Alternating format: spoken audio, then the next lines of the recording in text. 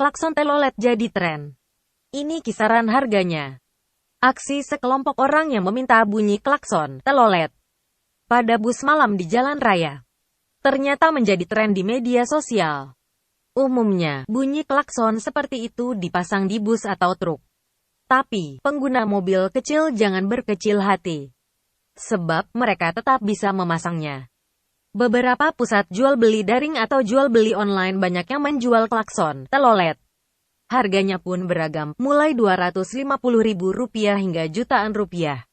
Kebanyakan, klakson telolet yang harganya ratusan ribu buat kendaraan kecil.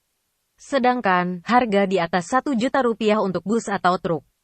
Sebab, jumlah corongnya lebih dari 3, bahkan bisa mencapai 6. Buat Anda yang tertarik membeli klakson telolet, Anda bisa langsung berkunjung ke lapak penjual di pusat jual beli daring atau jual beli online. Cara mencarinya: tinggal mengetik kata kunci, klakson telolet, nanti beragam model bisa ditemukan.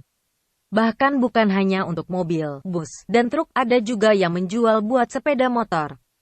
Tapi ingat, jika menggunakan klakson seperti itu, pastikan kapasitas aki harus lebih besar. Karena, daya klakson telolet cukup tinggi dari standar. Terima kasih.